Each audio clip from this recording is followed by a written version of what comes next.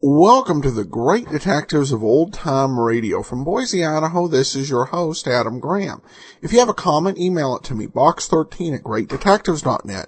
Give us a call, 208-991-4783, and become one of our friends on Facebook, facebook.com/Radio Detectives. I want to encourage you to pick up a copy if you've got the Kindle e-reader, or if you've got another device such as an Android phone or tablet that's they've got a Kindle app available for, to pick up your copy of All I Needed to Know I Learned from Columbo. It's a nice ebook. We take a look at 7 great detectives from literature, radio, and television, and then examine some great life lessons from their careers. We've got 2 reviews now on Amazon as of this recording with an average 4.5-star rating. So if you enjoyed, we also encourage you to leave your reviews. It's available for $1.99. The title is All I Needed to Know I Learned from Columbo. Now it's time for today's episode of Barrie Craig, Confidential Investigator. And this one is 2.5 months after the last episode we played. It's our first 1954 episode. And it's from January 19th, 1954. So 57 years ago, as of Thursday. Here now is Strange Vision. William Gargan stars as Barrie Craig, confidential investigator.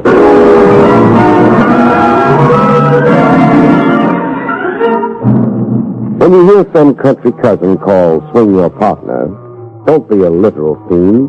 It's only a square dance, not a rope party.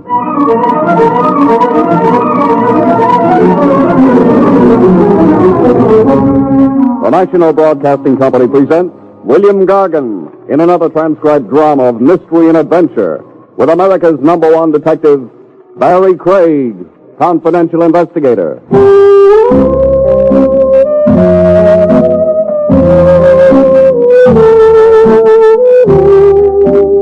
Barrie Craig speaking. Case number 216. The number sticks in my mind, as does everything pertaining to the rhubarb, because it was off the beaten track. Nothing like the general run of stuff a confidential investigator tackles. Even the way it began was unusual. Very hush-hush, with elaborate secrecy safeguards. The kickoff was on a train. I'd gotten on in New York, the 1110 Express, as requested, and found myself a seat in the observation car, also as requested. Leaving Baltimore, someone was to spot me and join me, confidentially, a man named Dexter Dean. Leaving Baltimore, my client did join me, as promised. A short fellow, impeccably dressed, with worry wrinkles that made his face look like a spider web. He flopped beside me. You're Barrie Craig, of course. How can you be sure? Sure? Oh, no, I guess I can't be sure. So? You will please show me identification. Now we're getting smart. These credentials okay? Yes, fine. You were teasing. Teaching. You go to the trouble to set up a top-secret meeting like this with an operative you only talk to on the phone. Be sure you're spilling to the right guy. Oh, well, I'm very often absurd. This sort of thing is new for me. Well, what's up? Well, if you'll listen, I own and operate a chemical plant in Greensville, Ohio. A small plant, but we do important work. Important meaning? A considerable portion of our product is sold to the government. Oh. In recent months, there have been a series of mishaps. Like? Fires, principally. 4, Mr. Craig, since last September. 4 fires of undetermined origin. Meaning possibly of incendiary origin? Yes. Or putting it baldly, sabotage? Mind you, I don't actually know. Of course, the monetary loss to me and to stockholders has been considerable. But covered by insurance? Yes, there has been insurance, but only enough to compensate for a portion of the loss. Well, what do the insurance people think of 4 fires in half a year? That's a good question. And the nub of my problem has been the devil to pay. I'm threatened with a total revocation of insurance if the outbreak of fires continues. Now, without proper insurance, Mr. Craig, we must close the plant. I imagine. You're a small plant, you say? Yes. How small? Oh, less than a dozen employees. And most of them are clerical, manual, and outside workers like carriers and truckers without access to our restricted area of the plant. The area where the fires have occurred. How many work in the restricted area, where they can do mischief? 3 men. And myself, of course. But your front office. No, we're not that kind of a formalized plant. I supervise and oversee actively. I spend my day in work clothes. I am professionally a chemist, like my father was before me. My father founded the plant. I see. Now tell me, why did you set up our meeting this way? Me on a train and you joining me 200 miles out. Why all the cloak and dagger? Because I somehow have an unshakable suspicion that I'm being watched. Somebody watching to see what I do about the fires. I want nobody to know I'm engaging an undercover operative. Undercover operative? Explain that. I want you to come to work in our plant. Computing formulae, say. Well, I don't know the first thing about it. Well, I prepare advanced charts. You can pretend to be testing and rationalizing them. You'll be able to fake it nicely under my tutelage. But I'll actually be getting a line on your key workers. Eyes and ears open. Yes. Prove or disprove sabotage. Prove the fires were merely accidental, matters of negligence only, so I can rest easy. Have renewed faith in my crew. You, of course, have to use an assumed name. Walter Gibbs. Fine. I'll pay you well. And add burial expenses to the tab. Burial expenses? Saboteurs play rough.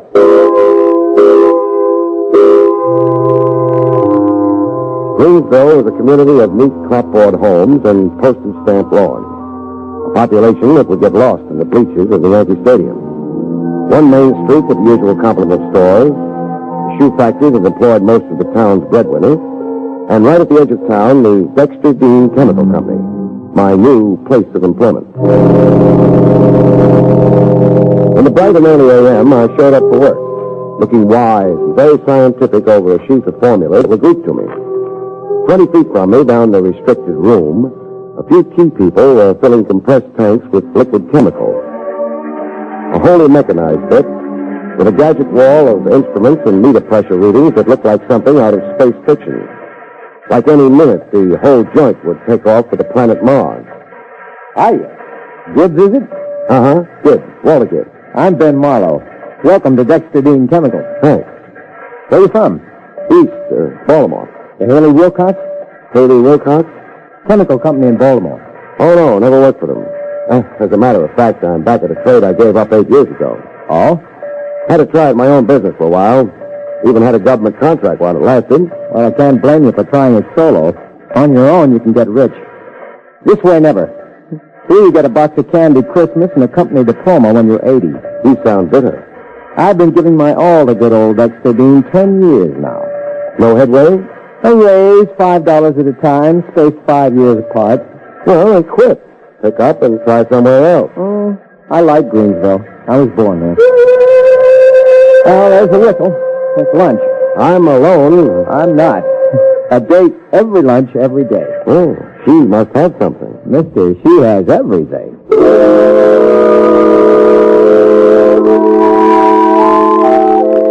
Outside the plant, I saw Ben Marlowe's date go off with him. Everything was an understatement. Nature had really provided for this baby. Her name was Marcia. I knew that from the list and breakdown Dexter Dean had given me.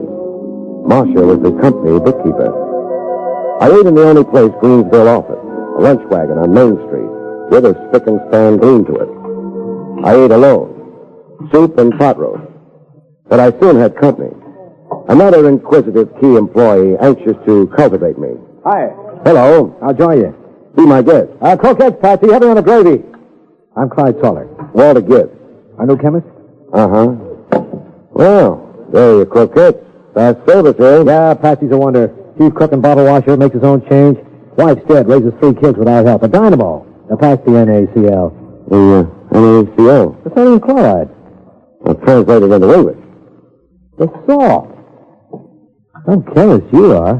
NaCl is a basic chemical formula, high school stuff. Well, I'm a long time out of high school. Before you start clowning about the water, I'll pour you some H2O. You're frowning, cousin. Am I? Yeah, what about? Wondering why Dexter Dean's got you working on formulas. That worries you? In his, Dean's place. Must mean Dean's thinking of giving up active work, grooming you to replace him. It could mean that. So what? And frankly, I'm miffed. Why? I rate the promotion to head chemist. I'm qualified. I've got seniority. 12 years of my life. The typical Dean double-cross.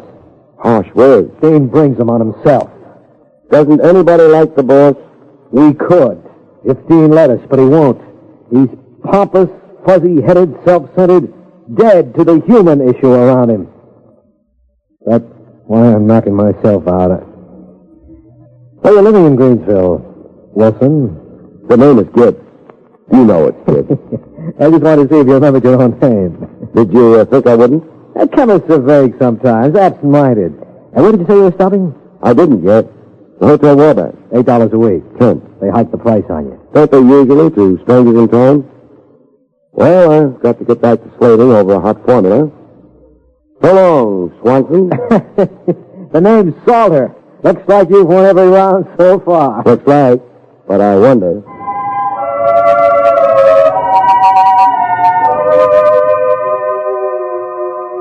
I didn't quit the diner. I stood to a side of the door to watch a scene play out. My recent lunch companion, Clyde Salter, he'd floated over to the booth where Ben Marlowe sat with the girl Marcia. I didn't need the scowls to tell me that there was bad blood between Dean's co-workers. I didn't even need the violence that broke loose to prove it to me. Two guys, Marlowe and Salter, in love with one girl, the eternal triangle.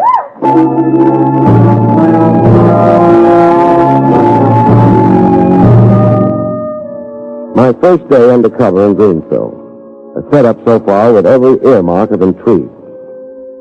That night, heading for my room and to bed, I got a better idea of the lively time I was in for. I'd hardly gotten in the door when the sky over Greensville fell on me.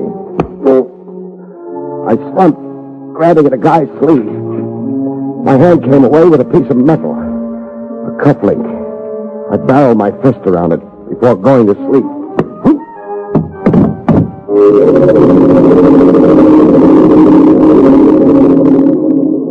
Come back to consciousness after a blackout, things look distorted.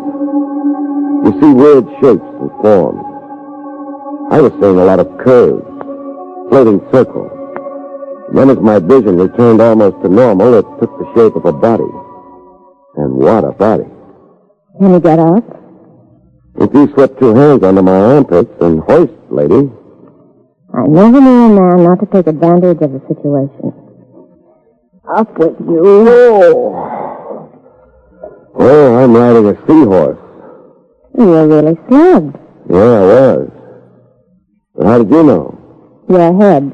That can't be the natural size. I mean, how did you know to come here and at this time? The thought of a body. Huh? I thought the roof had collapsed. I'm in the room downstairs, directly below you. Oh. Am I quit? And what? Being your invisible attacker. How did you know my attacker was invisible? Aren't attackers always? You're good, baby. You're suspicious, mister. Pardon me while I check my pocket. I thought so. What? My wallet. It's been lifted. Maybe then robbery. Maybe. And maybe another reason. Now, what other reason could there be for theft of a wallet? Stuff in it besides money. Identification. You said it. I didn't. You know something, Marcia? Yes? If I had $1, I'd bet it. Bet what? That I'm not undercover to you. That you know exactly who I am. Yes, I do know. You're Barrie Craig, the New York detective. You're the daughter of a witch? In the plant office, I overheard Dexter Dean telephoning you long distance. He did it so secretly. Or you eavesdropped so expertly. Now tell me, who slugged me to find out whether Walter Gibbs was a native? I don't know. But I can try to guess. So try. Clyde Salter. Continue fingering him. All right. I believe it was Clyde Salter who started all those fires. Motive? I'm not sure. For one thing, hatred for Dexter Dean. Dean's removed on a promotion promise Thursday. And another thing? Hatred for my fiancé, Ben Marlowe. I used to go with Clyde. I dropped Clyde for Ben. I believe Clyde planned to involve Ben. Have Ben blamed for those fires. But he hasn't in all this time? He tried. I frustrated him. How? When I tell the fires, there are certain things belonging to Ben left at the scene. A hat once. Another time, Ben's fountain pen. I found them before anybody else did. Both articles stolen from Ben. Maybe not. Maybe your fiancé Ben did drop those things at the scene of the fire and nobody tried to find him. Oh, that's ridiculous. Your Ben has no more love for Dexter Dean than Clyde Salter has. Ben's gripe, no adequate raise in pay in 10 years. You can spin circumstantial theories around all kinds of people, Marcia. But back to the guy who slugged me. I've got a clue to him. Clue? His cufflink. I grabbed at it when I got hit. An initial cufflink. Solid gold, looks like. Here, look it over. H.T. What? Harry Tyler. And who's he? A former employee of Dexter Dean. He's here in Greensville. On a bum. He was once plant engineer. Until? He had a violent row with Dexter Dean and was fired. A rankling ex-employee. With time and purpose enough to come crawling on me with a lead pipe. Looks to me like I've really got a suspect.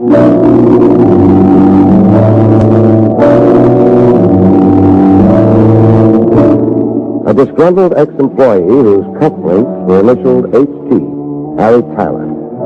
An ex-plant engineer now on the bum, as Marcia had put it. In a town the size of Greensville, there weren't many places a guy could be on the bum in. I tried the Odeon Dance Hall. Beer served on the premises.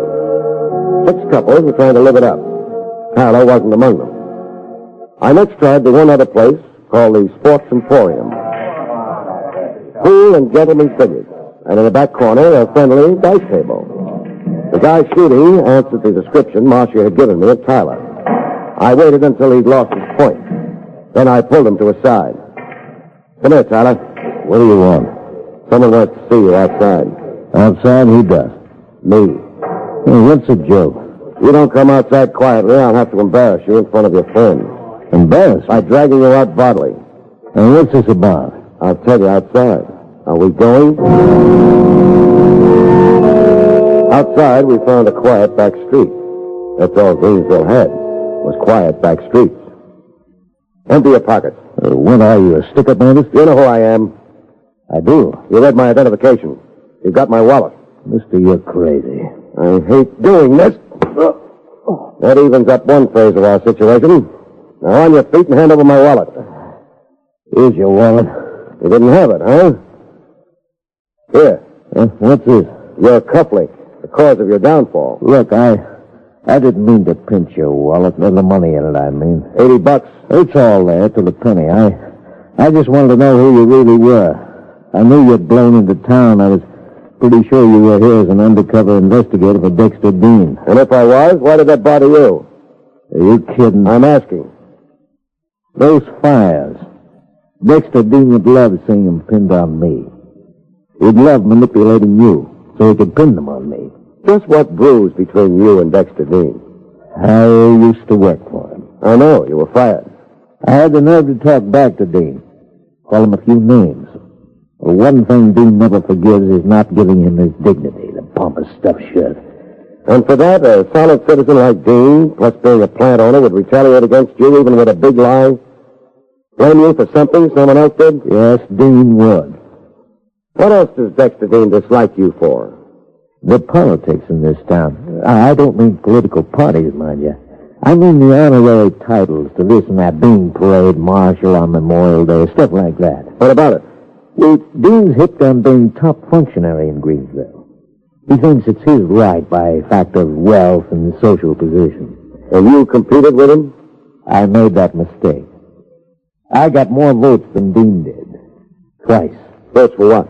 I was elected chairman of the community chest over Dean, and I replaced Dean as honorary fire marshal of the Greensville Fire Department. Well, that did it. Playing fire chief was dear to Dean's heart. So Dean killed you? He fired me, hoping I'd go broke from being jobless and Leave town, so he could sneak back as fire chief, be the big all-around functionary again. It's quite a yarn. I've heard of crazy feuds, but this one, mister.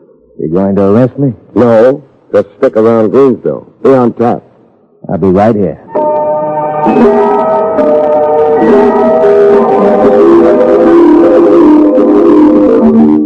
Wacky characters in a town so small you could bicycle through it in 4 minutes flat. The next AM, I showed up for work again. Even though I was now as undercover as a gravy stain on a tuxedo front, I showed up anyhow, for what it might be worth. Same routine as the first day. The first chance he got, Clyde Salter hopped over to heckle me. Morning. Morning, Salter. I picked up a hot rumor. About? You. I heard say you were a New York detective, here doing a job of spying. As a spy, I've just been declassified. Seeing the secret's not only out, it's all over town. But I'm still a detective. Here to make an arrest? Here to find out the truth about 4 fires. 4 fires I figure to be incendiary in origin. Who do you suspect? Everybody. And that includes me. Well, you're neck and neck for top honor. Marcia or Ben Marlowe or both of them have been steering you in my direction. Now, why would they? Marcia would see me dead. I left her standing at the altar 3 months ago. Not the way she tells it. Ask the townspeople. Yet you slugged Ben Marlowe over Marcia yesterday in the lunchroom. I slugged Ben, but not over Marcia. Then Ben Marlowe drives an imported car at crazy speeds. you're digressing. I'm not. Marlowe ran down and killed my boxer. I don't want to carry on about a dog with you, but you can guess how I feel. Yeah, I can guess. A man and his dog. I thought this town was only wacky a half hour ago. Now I think it's plain nuts.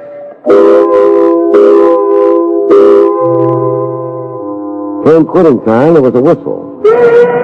Loud enough to buckle your knees and send waves up your spine. When the plant was emptied, I huddled with Dexter Dean in his office. Oh, then you made no progress? No, except to find out that the plant isn't exactly one happy family. What do you mean? Nobody likes the boss, for one thing. You're harboring vipers, Dean. I'm unpopular with my employees? You're the plague. Oh, well, what do you recommend? I recommend you make good on promises. Like the promotion Salter's been expecting, and the raise Marlowe's been expecting. A raise hefty enough for him to get married on. Remember, you asked me. Yes, I'll make a note of your suggestions. Don't make notes. Do it. And now's the time to tell you that I'm about as undercover around here as the wrapper on a store cigar. Your real identity is known? Like all Greenville were godparents at my christening. Good heavens, then it's fruitless to expect you to find the culprit. It's at least tougher, but we'll hope. Oh, you mind if I smoke? Why, no. Yeah, it's got cigarettes, but no matches. I have some here. Some matches? You've got 1,000,000 of them. What? Oh, well, they seem to accumulate. A habit of boyhood, I suppose. I used to collect the covers of book matches. As boys will. Yes. May I light it for you? Please. Thanks. Hey, blow it out, unless you hate your fingers. You said? The match. Blow it out. Oh, I'm absent-minded and uncoordinated. It's the unresolved problem here. My mind dwells on it. Well, I may come up with an answer. I'm still punching.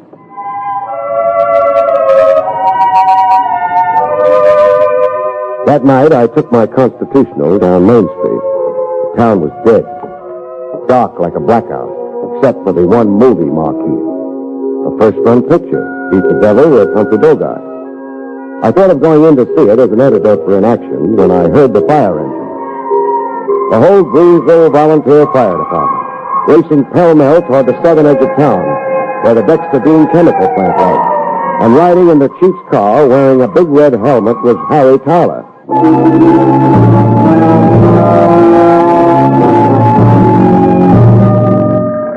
I was at the scene personally after a 5-minute sprint. The fire localized in the so-called restricted area of the plant, and a bunch of volunteer comedians making like mighty firemen.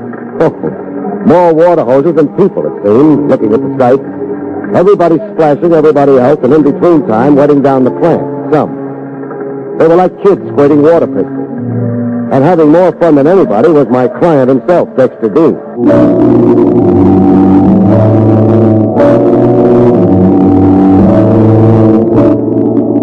That night in the Hotel Wabash, I couldn't sleep. No reflection on the bed. The linen was fresh and the mattress free of kinks. I couldn't sleep for thinking. When morning came, I had a tentative answer figured out to the five-fire mystery. An answer strictly for the birds. So I opened the window and told it to the birds. The birds gave it right back to me. They'd lived in Greensville long enough to know to keep out of local affairs. I got dressed and went down to get Dexter Dean's reaction to my brainstorm.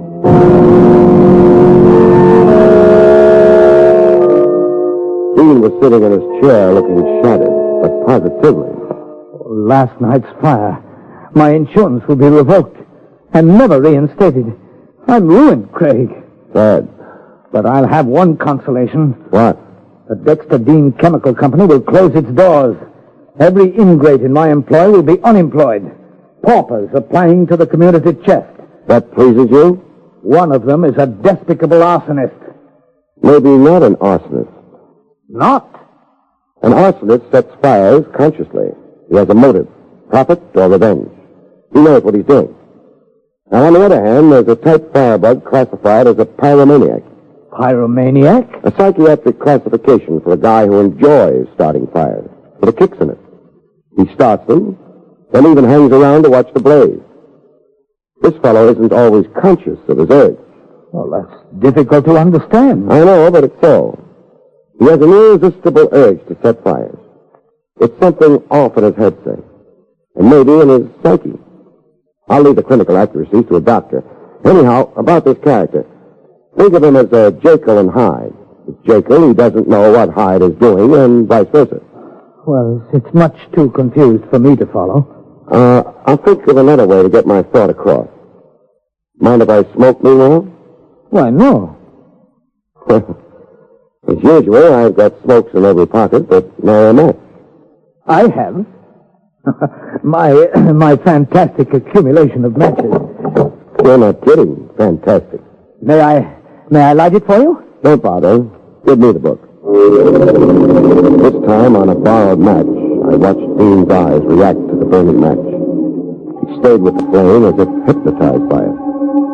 I let the match burn out, then I lit another.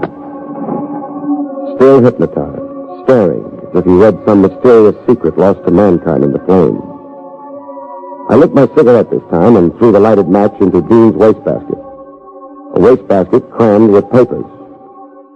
An immediate bonfire started, with Dean now really in a trance. Dean. Yes? Your wastebasket's on fire. Yes, it is. Pyromania. The type guy who enjoys fire. They thrill him, Dean. Yes. The thrill of beauty. Beauty. Our pyromaniac, Dean. As a kid, he played with matches, rode on the fire engine. And when he grew up, he liked wearing a fire chief's hat and officiating at fires. Fires he often started himself. Dean, come out of it.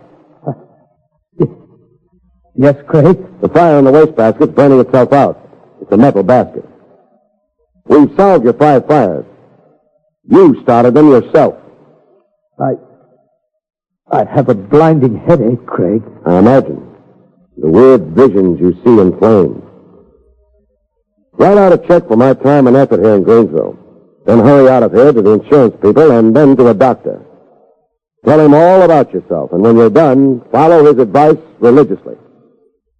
My check for services rendered, Dean, before I go to pot in Greensville.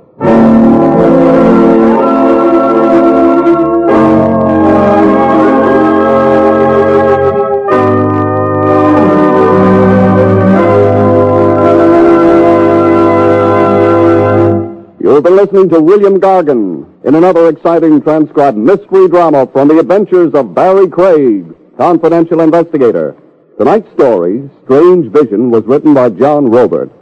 Next week, it's the strange story titled Death Wins a Bet, about which Barrie Craig has this to say.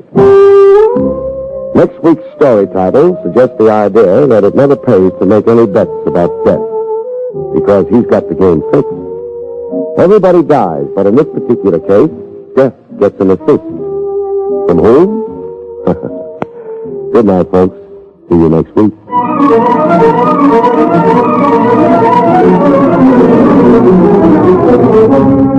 The National Broadcasting Company has brought you William Gargan, starring as Barrie Craig, confidential investigator. Featured in the role of Marcia was Barbara Baxley. Don Pardo speaking. Jack Webb stars in Dragnet, next on the NBC Radio Network. Welcome back. Well, I kind of began to get the solution to this as the case went on. Probably about 2/3 of the way through, I really strongly suspected the owner. I just did not have a motive until the fire was set. And then I think it got kind of easy to guess. The owner was kind of unusual anyway, having Barrie Craig work under an assumed name when he was undercover. There's a good reason why people who are undercover use assumed names, but given that Craig was in an area where he wasn't known, it didn't make a whole lot of sense. But then again, since the guy turned out to be crazy, you can, I guess, just attribute it to that. Well, for those of you who have the app or the premium site, we have something special. It's another episode of the Good News program of 1940, presented by Maxwell House Coffee, featuring William Gargan in a role that I think you could probably really relate to. We'll talk about that in our recording, but I think you will enjoy that particular episode. Another great hour of entertainment with William Gargan and also all the cast there, including Edward Arnold, Fanny Bryce, and the ever-talented Meredith Wilson. Well, we turn now to listener comments and feedback. Jocelyn emails in to say, thank you so much for your great podcast. I have a question for you.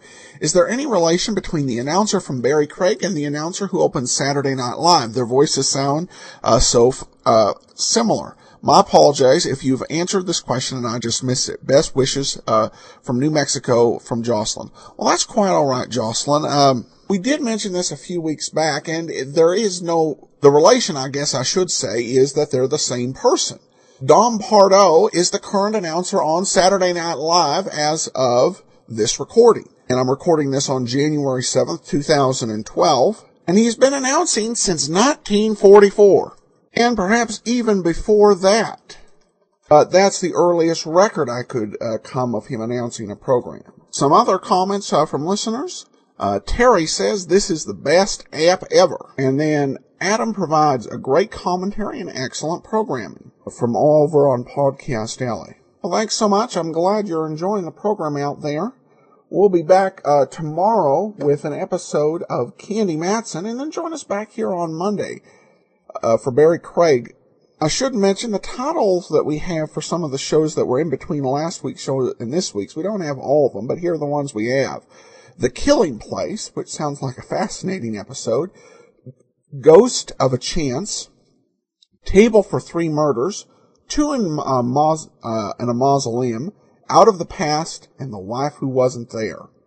But we actually only have one missing episode until next week's show, and if I remember it right, it's a pretty good one. So join us for that then. In the meanwhile, send your comments, box13 at greatdetectives.net. Follow us on Twitter at Radio Detectives and become one of our friends on Facebook, facebook.com/Radio Detectives. But from Boise, Idaho, this is your host, Adam Graham, signing off.